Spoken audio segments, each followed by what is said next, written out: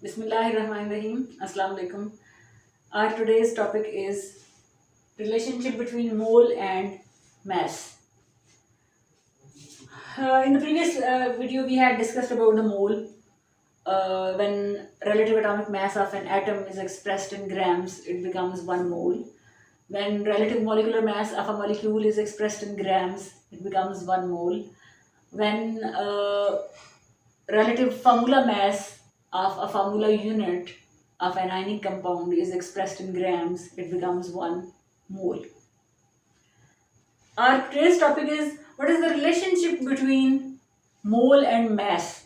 When we have to practically calculate what we have to do, उसके लिए हमारे पास एक मैथमेटिकल फार्मूला होना चाहिए जिसको यूज करके हम उस मास को या नंबर ऑफ मोल्स को कैलकुलेट कर सकें. So mathematically number of moles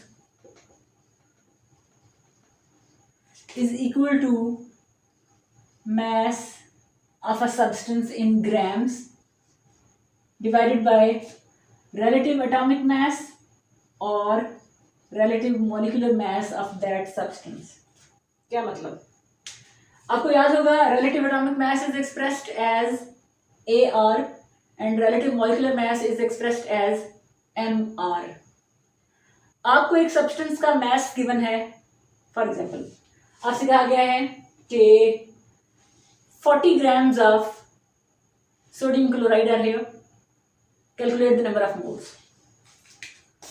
40 grams of sodium chloride. आपको पेपर में ये दिए गए हैं. You have to calculate the number of moles. You have to use this formula. Relative atomic mass होगा अगर एक एटम का आपको नंबर ऑफ मोल्स कैलकुलेट करने हैं, और रिलेटिव मॉलिक्यूलर मास आप यूज करेंगे एक मॉलिक्यूल के लिए. और चूंकि सोडियम क्लोराइड एक आयनिक कंपाउंड है तो ऑटोमेटिकली इसका जो मास होगा यहाँ पर उसको हम फार्मूला मास कहेंगे. सो इस चाहे वो एक एटम का हो या चाहे एक मॉलिक्यूल का हो या फार्मूला यूनिट का, यहाँ पर आप उसका टोटल मास लिखेंगे जो उसका कैलकुलेट करने से उसके फार्मूला से कैलकुलेट करने से आपको मिलेगा. So by using this formula mass in grams is 40 divided by what is the molar mass of sodium chloride. Sodium chloride का अपना मास कितना होता है जो उसका फार्मूला मास है. Sodium 23 plus chlorine 35.5 it is 58.5. वैसे ये एटॉमिक मास यूनिट है, लेकिन अगर हम इसको मोल की फॉर्म में कैलकुलेट करेंगे तो ये ग्राम्स में आएगा. And whenever mass of a substance is expressed in grams it becomes 1 मोल. ये मैं बार बार रिपीट करूंगी. जब भी कोई इवन न्यूमेरिकल भी होगा तो मैं इसकी डेफिनेशन को रिपीट करूंगी ताकि आपको याद हो जाए. Here we will write 58.5. आपके पास कैलकुलेटर है, आप इसको कैलकुलेट करेंगे. जो भी आंसर आएगा वो यहाँ पे लिखेंगे, साथ आ जाएगा मोल्स. ये भी हो सकता है यहाँ पर इस फॉर्मूला में 3 चीजें यूज हो रही हैं. Number of moles, mass in grams, relative mass, चाहे वो रिलेटिव एटॉमिक मास हो, रिलेटिव मॉलिक्यूलर मास हो या रिलेटिव फार्मूला मास हो. इनमें से कोई एक चीज भी मिसिंग हो सकती है और बाकी 2 चीजें आपको पता होनी चाहिए और उसको यूज करते हुए आपने तीसरी वाली चीज को कैलकुलेट करना है. समटाइम्स आपको क्या कहा जाता है, फॉर एग्जाम्पल आपसे कहा गया है you have 0.75 moles of carbon.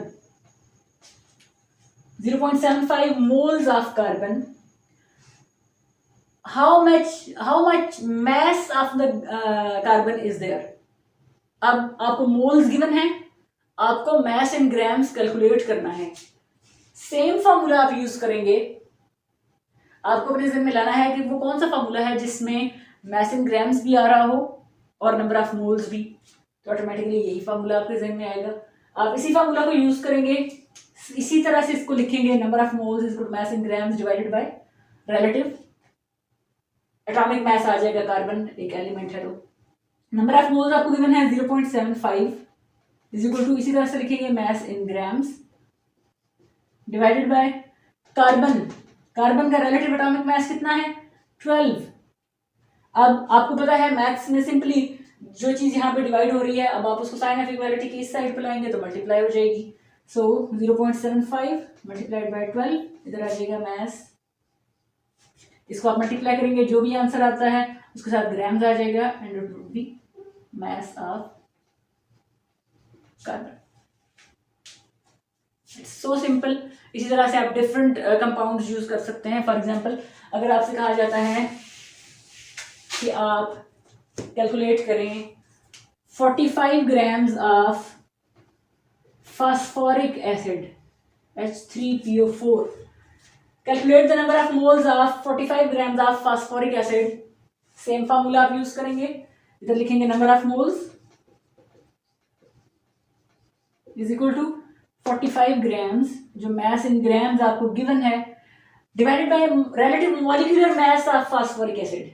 ये अब आपको कैलकुलेट करना है। अगर आप मैट्रिक या एफएससी के स्टूडेंट हैं तो आपको relative atomic mass of each element याद होना चाहिए। एटलीस्ट फर्स्ट 20 एलिमेंट्स के रिलेटिव एटॉमिक मासेस आपको याद होने चाहिए। आप इसको कैसे कैलकुलेट करेंगे? एक हाइड्रोजन का मास है 1, here we have 3 hydrogen atoms, mass हो जाएगा 3 प्लस फास्फोरस, एक एटम का रिलेटिव एटॉमिक मास है 31, so it would be 31 plus एक ऑक्सीजन का मास है 16, here we have 4 oxygen atoms, 16 4s are 64, it would become 98। we will write 98 over here।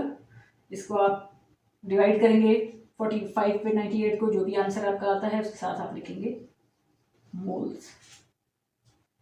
So simply the relationship between mole and mass is number of moles is equal to mass in grams divided by relative atomic mass और relative molecular मास।